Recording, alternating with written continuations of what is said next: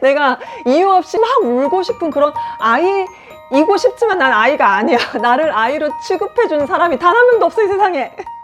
은정아. 힘들어? 힘들 수 있지. 괜찮아. 안녕하세요. 캐리스와 다니엘의 엄마 캐다마입니다. 제가 오늘은 자기를 사랑하는 것에 대해서 좀 더 완전 구체적인 방법 5가지를 추려봤어요. 이거를 좀 말씀을 드릴게요. 왜 자기를 사랑해야 되냐? 사실 여러분, 제가 얼마 전에 소개시켜드렸던 자기사랑, 이 책에서 자녀에 대한 내용이 나왔어요. 만약 자녀를 돕고 싶다면 먼저 자기 스스로를 돌보세요. 그것이 바로 자녀를 돕는 가장 빠른 길입니다. 자녀를 사랑할 수 있기 전에 무엇이 사랑인지 알아야 하며 그것을 향상시키고 사랑할 수 있는 능력을 갖추어야 합니다. 당신은 자신의 감정을 속이고 그럴듯한 말로 타인을 속이기도 합니다. 그러나 아이들을 속일 수는 없습니다. 아이들에게 사랑을 주는 건 그 아이의 삶에서 사랑을 키우게 하며 그 아이가 가장 행복한 삶을 누릴 수 있는 조건이 됩니다. 아이들이 부모로부터 원하는 건 사랑이거든요. 이 사랑은 말을 통해서 듣는 게 아니에요. 사랑이 뭔지 정말 많은 정의들이 있고 사람들이 다 하는 말이 다르잖아요. 그렇지만 저는 정말 이거 내면 소통 명상 수업에 나왔던 사랑의 정의가 정말 완벽하게 맞다고 생각해요. 사실 여기서 나왔던 사랑의 정의랑 여기서 나왔던 사랑의 정의가 똑같아요. 뭐냐면 바로 주는 것이에요. 사랑은 내가 이만큼 좋아해 줬으니 너도 나한테 이만큼 돌려주어야 한다라는 조건을 두거나 대가를 바라지 않는 것이다. 자, 우리가 지금 얘기하는 거는 자기를 먼저 사랑하는 거예요. 나를 정말 사랑할 때 우리 아이를 사랑할 수 있고, 그럴 때 우리 아이가 정말 엄마에게서 진정한 사랑을 받고, 그래서 이 아이도 사랑을 주고, 그래서 정말 행복하게 살 수 있거든요. 자, 그런데 우리가 지금 자기를 사랑하는 걸 배우려고 하는 거잖아요. 근데 나를 사랑하는데 막 이렇게 손해보고 이런 느낌 가져야 되겠어요? 내가 이만큼 줬으니 너도 이만큼 나에게 줘. 이게 우리가 일반적으로 알고 있는 어떤 뭐 연애하거나 이럴 때 하는 사랑이라는 단어잖아요. 그런데 진정한 사랑은 조건 없이, 대가 없이 그냥 주는 거예요.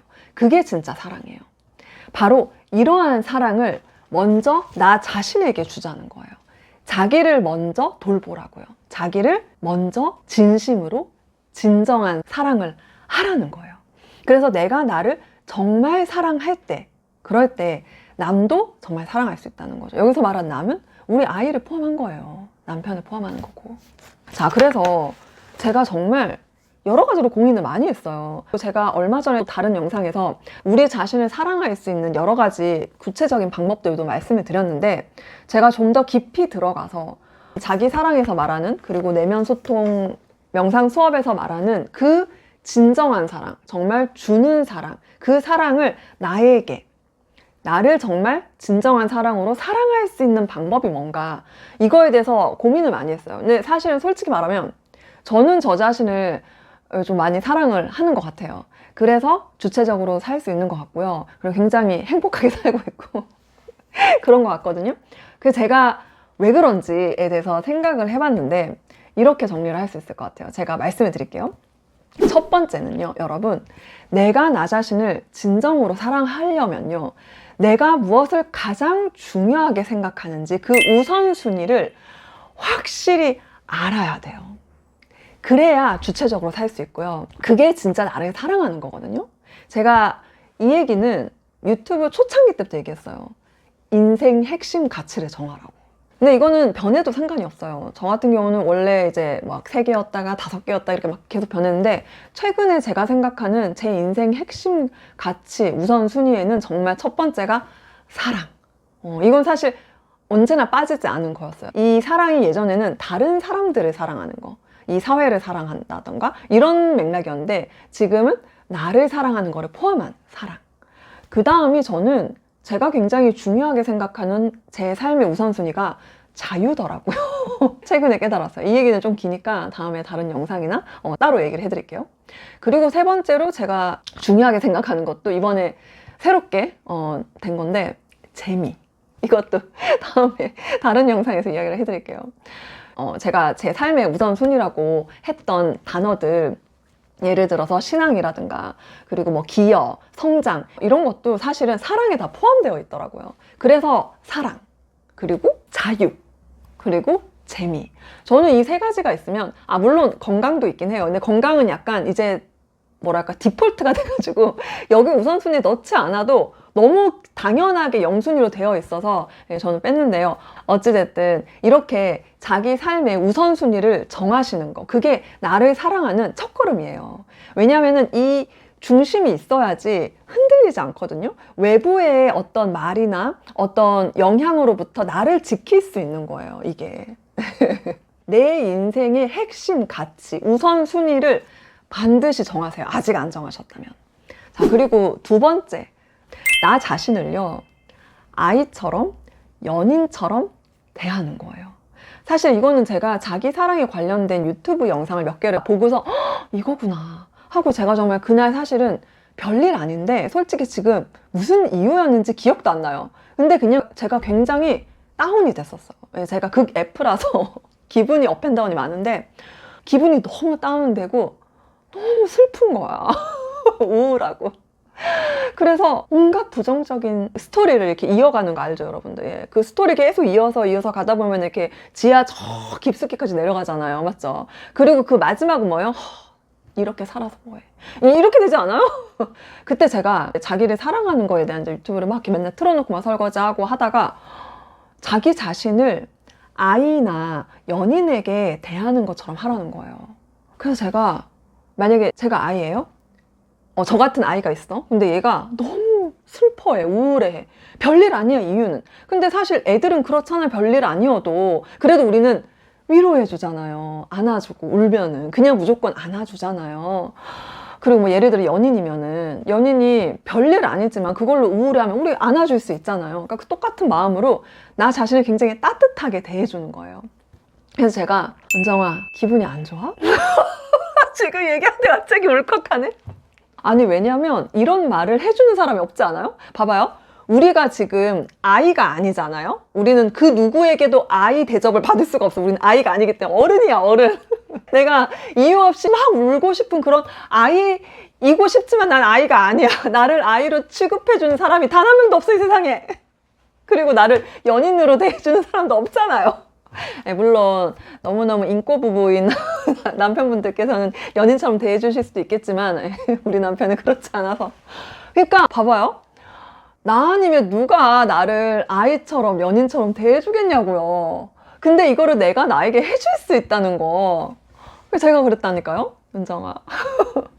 힘들어? 힘들 수 있지. 괜찮아? 이러면서 막 이렇게 나를 이렇게 안아주는 그런 말 몇 마디는 했는데 막 너무 좋더라고요. 여러분 진짜 꼭 해보세요. 자기 자신을 사랑하는 게 어려운 게 아니에요. 자, 그리고 세 번째는 뭐냐면 나를 지키기 위한 경계선을 만들라는 거예요. 이게 뭐냐면 예를 들어서 루틴 있죠. 전 루틴이 좀 있어요. 그러면은 그거를 목숨 걸고 지키는 거예요. 이거 말고 또 있다.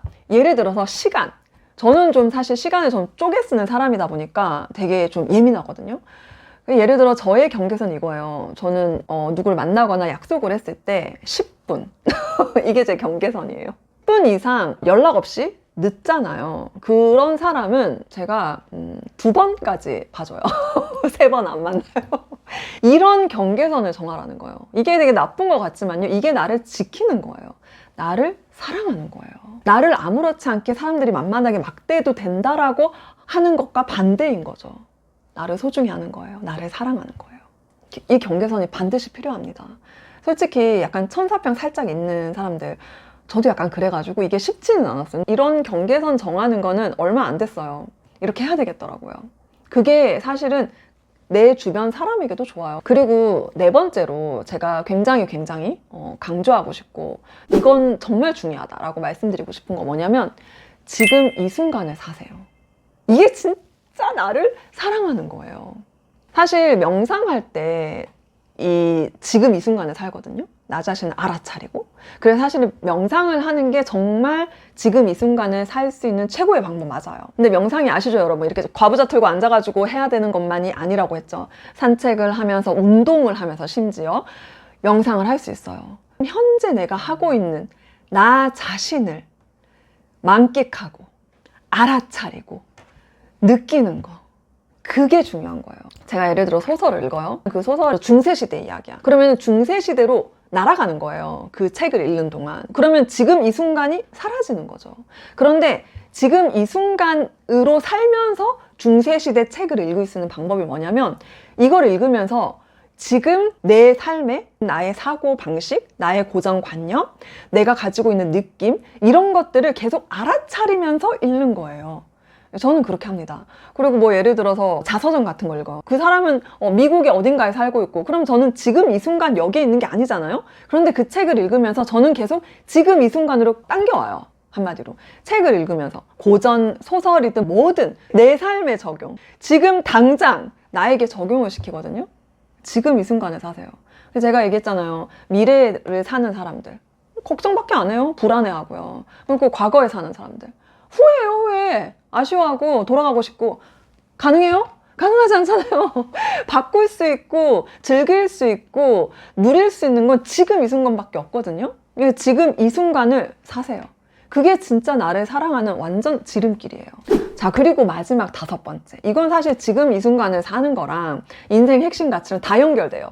뭐냐면 항상 중심을 나 자신에게 두세요. 타인에게 두지 마세요. 어떤 걸 결정을 하든 어떤 순간을 내가 즐기든 느끼든 그걸 타인의 말이나 타인의 기분이나 타인의 어떤 사상이나 이런 거에 영향받고 거기에 휘둘리지 마세요. 중심을 나로 두세요. 이건 이기적인 게 아니고 개인주의적인 것도 아니에요. 자, 지금 이 순간을 살려면요, 나를 중심으로 둬야 돼요. 그래서 여러분, 매 순간 아이를 위해서 뭔가를 할 때, 뭐 요리를 할 때든 아이 책을 읽어줄 때든 또 뭐 일을 할 때든 뭘 하든 운동을 할 때든 나를 중심으로. 당연히 타인의 감정이나 이런 것들을 배려도 해야 되고 공감도 해야 되고 당연히 필요해요. 그렇지만 거기에 휘둘리는 거랑 나를 중심으로 해서 그들을 도와주거나 그들의 감정에 공감하는 거는 차원이 달라요. 무슨 말인지 알겠죠? 네. 정리를 하면요. 첫 번째, 내 삶의 우선순위를 정하자. 두 번째, 나를 아이 또는 연인처럼 대해줘라. 세 번째, 나를 지키기 위한 경계선을 정해라. 그리고 네 번째, 지금 이 순간에 살아라. 다섯 번째, 중심을 항상 나 자신에게 두어라. 정말 자기 자신을 사랑하셨으면 좋겠습니다. 여러분들, 자기 자신을 정말 사랑해야 우리 아이도 정말 사랑할 수 있어요. 진짜로. 제가 이렇게 사랑에 대한 주제로 지금 영상 한 3번째 찍는 것 같은데 결론이 사랑이더라고요. 다 결론이 사랑. 사랑하면 다 이겨요.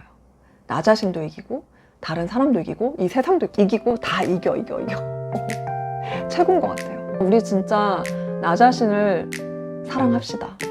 그리고 오늘 영상 재밌고 도움이 되었다면 구독, 좋아요, 알림 설정 꼭 해주세요. 오늘 영상 여기까지 할게요. 감사합니다.